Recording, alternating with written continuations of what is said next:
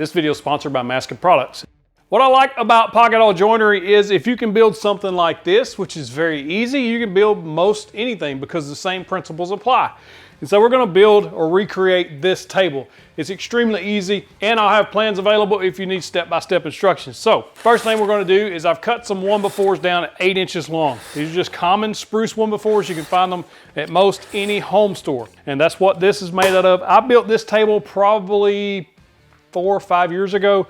Super sturdy, and it'll last a very long time. To cut these parts out, you can use whatever you got. A circular saw, miter saw, doesn't really matter. You're just going to cut them all out. Make sure your legs are exactly the same length or as close to it as you can get. One important thing to note on Pocket Hole Joinery, really any joinery, but you see this giant knot right there. We do not want to try to drill through that and create a pocket hole joint there. So make sure you cut around those, cut that off. You can use whatever's left, but don't drill into or screw into knots. That's just going to cause splitting. So we got 4 2x2 legs at 24.5 inches long. We've got 4 1x4s at 8 inches long. Once you have those cut out, the first thing you're going to do is we're going to be making these 4 pieces. And this is going to be super simple. We're going to drill pocket holes on each side of this board using our Maska Pocket Hole Jig. I've set the depth at 3/4 of an inch. Now, if you've got a thinner material going into a thicker material like this 1x4 is going into the 2x2, you need to set the pocket hole jig on the thinner material that you're drilling from. And the reason for that is this. I drilled this one at 1.5 inches. I drilled this one at the 3/4 inch setting. So this setting would be if we were using like a 2x2 or 2x4. And this setting is if we're using 3/4 inch material like this 1x4. As you can see, if you use a 1.25 inch screw set at the 3/4 inch depth, it's going to drive right into the center of your board. If this was our leg and this was our apron, just like this, and I attached it just like that flush. If we drove that screw in there from the back side, it's going to crack through or break through the front of that board, and we do not want that. So when you're using thinner material into thicker, set it on the thinner material's size. In this case, 3/4 of an inch. I'm using the Maska M2 Pocket Hole Jig. I purchased this one myself, and the reason I like this jig is because it is an all metal construction. It's super solid. Nothing on this is going to break over time. The only plastic pieces are this turret where you set your bit and also the dust collection attachment. Other than that, everything else is super solid metal construction. It has a hardened steel drill guide that's going to never wear out. You're going to be able to use this for years and years to come. This kit comes with the drill bit and the stop, so you don't have to worry about buying an extra bit yet. It comes with a driver bit, it comes with the set guide and some extra screws. But what I like about this kit is it does have these extensions on here that help support your work if you're working on longer stock. And that's really nice when you have large sheets of plywood or even long 2x. They can also be flipped around and be used as stop blocks for repeatable pocket holes. One of the most important things about Pocket Hole Joinery is proper setup of the jig. Now, it's extremely easy to do. You just need to know what you're looking for. This is a 2x2, and what most people commonly refer to as a 2x2. It's actually 1.5 inches by 1.5 inches square, give or take. On the back of the Maska, you'll notice a scale on each side. You've got millimeters on one side if you're in that line of work, and then you've got imperial on the other. I use the imperial side. All you have to do is we know that this board is 1.5 inches thick. All we're going to do is set that guide to match the thickness of that board. So we're going to move it up to 1.5 inches until those lines line up, and then we'll tighten down the thumb screws. Super easy. If you were using 3/4 inch thick material, you would just line up the line to 3/4 inches. That's the very first thing you're going to set up. Next, you're going to use this included drill guide turret and set in that hole that says drill depth. Now you'll notice this turret has markings and measurements on there. It directly relates to whatever setting you have here. So we have 1.5 inches. We're going to set our drill bit on 1.5 inches. So you're just going to insert the drill bit, turn the turret until it says 1.5 inches. You want to make sure that this stop collar is loose. Once it touches that 1.5 inches, all you do is tighten up this bolt with the included Allen key. That is your setting for 1.5 inch lumber. If you were doing 3/4, you do the exact same thing. Just depends on what thickness you're drilling into. If you'd like to pick up your own Maska Pocket Hole Jig, I'll put a link in the description below. You can go check them out for yourself. They come highly recommended by me. Most shop vacs are not going to connect directly to that. Now I can turn this shop vac on and it will hold, the suction will hold it in place sometimes unless the thing moves and then it breaks the suction and moves. You can get an adapter. This is from Woodworks. I'll drop a link in the description. Very inexpensive, but a great way to add connectivity to the dust collection there. One feature I love about the Pocket Jig is this clamp. It's an all metal clamp and it's super secure. And the way you adjust that is super simple. This just twists. It's a bolt that's going down into there. You can loosen or tighten that. And you don't want it super tight so that you have to really push down, but you want it tight enough that it just barely clicks. Once you get that, you can just move that lock nut, and then every time you use the same size material, you're going to be able to clamp that down over and over. And speaking of clamping, on a 1x4, you're just going to center this up so that the same amount's sticking out on each side. Once that's clamped down, we can drill 2 holes, flip it over, drill another 2 holes, and do all 4 pieces the same way. What I like to look for on pieces like this is there's a kind of an ugly knot there. If you flip it over, it looks fine. So we're going to drill the pocket holes on the bad side. Bad side, get it? And I'll look at all of them the same way and figure out which side's the better looking side, and then we'll drill it on the off looking side.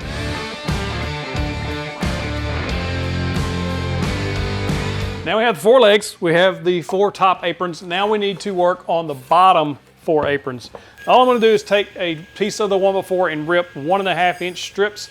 Out of that 1x4 you'll get 2 per 1x4. You're also going to make those 8 inches. Now these are going to be a little bit thinner. If you don't have a table saw, you can purchase these 1x2s at your local home store. And all they are is 1.5 inches wide by 3/4 inch thick. So you'll see that they'll fit right there. We're going to drill 2 pocket holes on each one, just like this one. Now when drilling these pocket holes, you want to make sure you set it in a little bit. You don't want them too close to that edge. You can see how they are here, about 3/4 inch in from each side. And you can do that just by visually looking at where the pocket hole will land on your board and then clamping it in place. The reason you do that is if you put them too close to the outside, they'll cause splintering and breaking the wood, especially on softwoods. I like to assemble all of my pocket hole furniture upside down for a few reasons. Number one, if we're assembling this upside down, then you're always certain that you get these pieces turned correctly. So facing the bottom, you can't see them from the top. And then also it just gives you access to your screw holes and things like that better. So that's what we got going on here. I've set 2 legs up, I've got that middle apron, and we're fixing to attach these. Now one awesome way to level up your pocket hole projects to make them stand out and not look plain Jane is to add just a little touch. That's all it takes, is little touches like this. Inset that piece about 1/4 inch, just like we did on this table. If you inset that just 1/4 inch, it's going to give it some definition and detail. If you put it out there flat, then it just gives it a totally different look.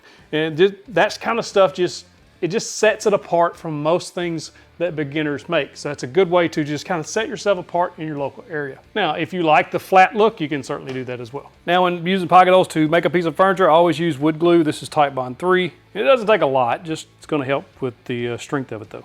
I made a mark 1/4 inch in from the end just to keep me a reference. Light clamping pressure will help you keep everything nice and sturdy when you drive those screws. Another tip with pocket hole joiner, because the screws are being driven in at an angle, if you don't clamp this in place, a lot of times this piece will have a tendency to push forward because of that pressure going this way, so clamping it is almost essential. Most pocket hole sets, including this one, come with a 6-inch square drive bit, and you want to use a drill. Now I've been guilty of using a impact before, but these actually work a little better because that makes sure you don't overdrive the screw. And you'll want to turn down the torque or the numbers on your drill. That's what that is how strong you're driving the screw. You want to drop that down so that we don't strip those screws out. One mistake a lot of people make on pocket hole screws is they'll set it on the bit and then just drive it. But you need to make sure that screw goes into that pre-drilled hole. You'll be able to tell because it'll seat in there almost partial or almost halfway of that pocket hole. Once it's there, you can drive it home. Once it tightens up, stop. You've got this joint is tight. You can see there's no gap there. There's no reason to keep driving. A lot of times I'll just take the screw by hand and put it into that pre-drill hole and then get them seated before I even put the screwdriver up there. If you're building furniture, just make sure everything's flush right here on the top. And that grind you hear is because we've set this chuck and it's not going to allow it to drive any further. If you needed more driving force, you can obviously just increase the number. Now installing the bottom rail, this is just one of those 1x2s and we've got it set at 3 inches high. Got some wood glue on there. It's a little too tight for us to get this big driver in there. One of these is so handy to have. It's just a right angle drill attachment, very inexpensive and easy to use. You're just going to put your bit on that end and then tighten it into your drill. From there, this is going to let you get into some very tight spaces just like this. The main thing when you're driving those screws, especially when they're so close together on a smaller piece of wood, is don't overdrive them. You don't want to split this wood, and there's really no reason to overdrive those. Once they catch and that joint is tight and you got a little bit of glue on there, that's all you need. Basically what I've done is create 2 leg assemblies now. 2 individual assemblies, one with a bottom rail, one with a top. Now, it doesn't really matter at this point how wide this table is. You can make it as wide as you want. When you start assembling it and you put these other 2 top aprons on, you want to go ahead and set the back one in place just to give it some support when you start clamping stuff and screwing stuff up here. If you don't, then the table will start kind of flaring out on you. So I like to do that. You can put a little clamp back there just to hold it while you attach the front piece. We're going to attach those the exact same way. We're going to use that right angle bit, and then we're also going to use glue at each joint. What I love about Pocket Hole Joinery is we could put a top on this and call it done at this point. You don't have to put a bottom shelf on there. We've got these 2 braces on there, which will be perfectly fine for such a small table, but I like to add that bottom shelf. It gives a little something extra. Then we put that top on there, also using pocket holes. Super simple. One very important thing when you're adding a bottom shelf like this, we're going to have these 4 pieces all the way around. You want to make sure those 2 corners or each corner lines up exact, or as close to exact as you can get it. So what you're going to do is make sure the top lines up. They should be the same thickness if you cut them out of the same board. But just make sure that corner lines up so it's actually right on the corner of that leg on each side, especially as you're driving those screws in. That's going to ensure that when you put your shelf in, everything's going to look right. If you don't want to add a bottom shelf, you can just leave it like this, or just cut 2 pieces of 1x4 at 8 inches long, which is what we did here, and it should slide right in there if you cut them the same length. Then we'll just split the difference here and get everything equaled up on the gaps there. When attaching the shelf boards on there, you can use a clamp like this, just a regular squeeze clamp. That'll hold that piece nice and flat. It does get in the way of the screws a little bit, so I like to use a face clamp, and Masca has their own face clamps, and it works extremely well. These little paddles will reference to the boards and keep everything nice and flush while you drive those screws. One thing worth mentioning here is when you're driving those screws, if you overdrive those, in other words, you don't have your drill set properly or you're using an impact, because they're coming in at that angle, if you're not careful, they will break through on that apron. That's why it's important to set the torque lower on your drill. So pocket holding a top onto a table is usually a big no-no. A lot of people will say you got to account for wood movement and stuff like that.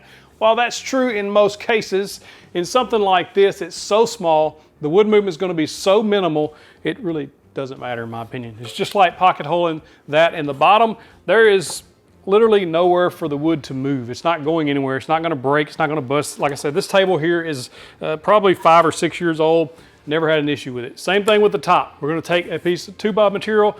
2x8s work better here, but since I bought 2x6s, I'm just going to make a top out of 2x6s. We'll rip a couple of pieces down and put those on top. If you don't have a way to rip them down, I would suggest buying a 2x8 and cutting 2 13-inch pieces, and then you can stick them on top like I'm fixing to show you how. If you want to keep the low profile or minimalistic look to this table, you could also use 1x8s or 1x6s put together on the top, just however you want yours to look. I like the bigger, thicker top. It just makes it look a little better in my opinion.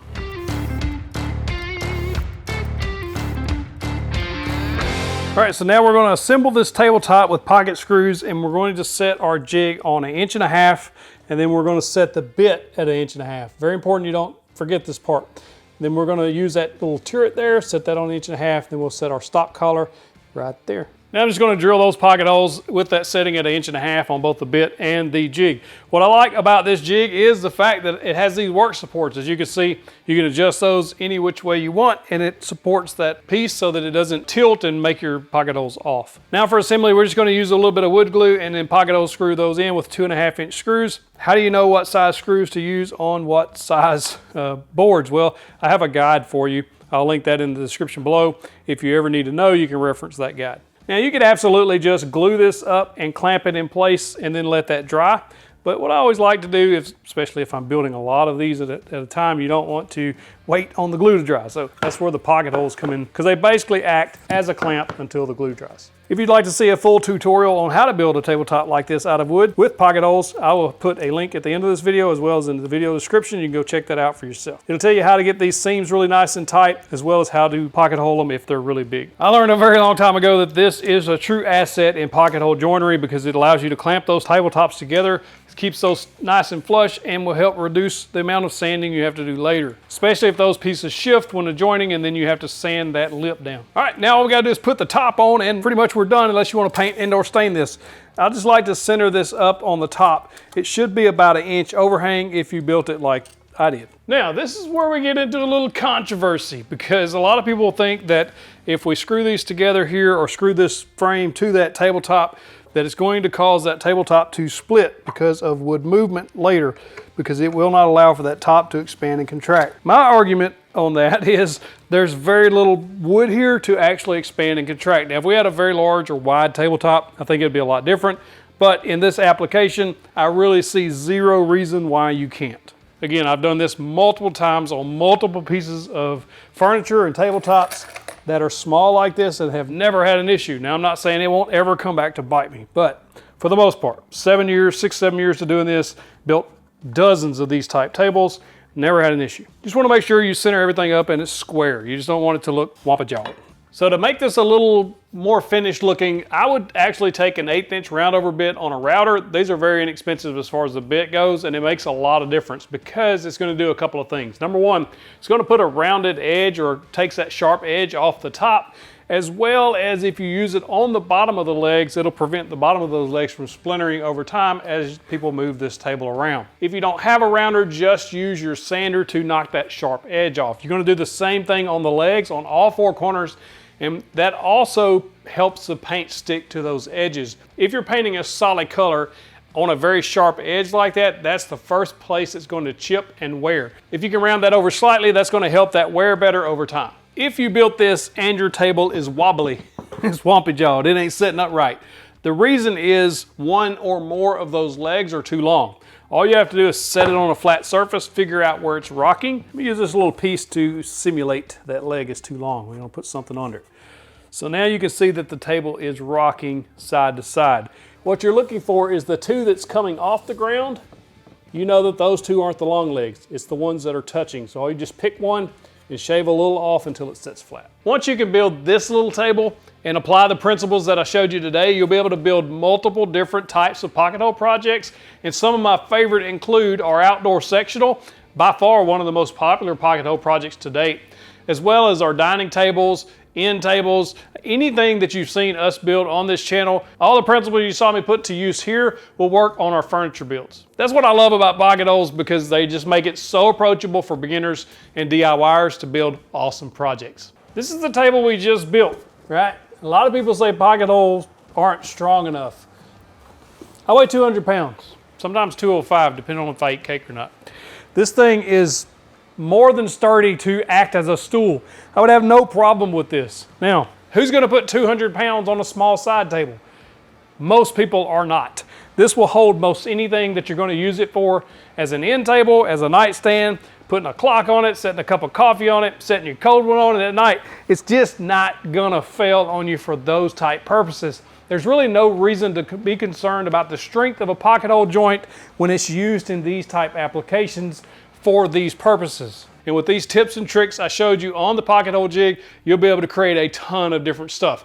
Now, if you want to learn more pocket hole tips and tricks, click that box right there. It's going to tell you all my secrets. Click that box, gets a big old virtual fist bump. Also, if you'd like to know how to make a tabletop out of wood with pocket holes, you can watch that video.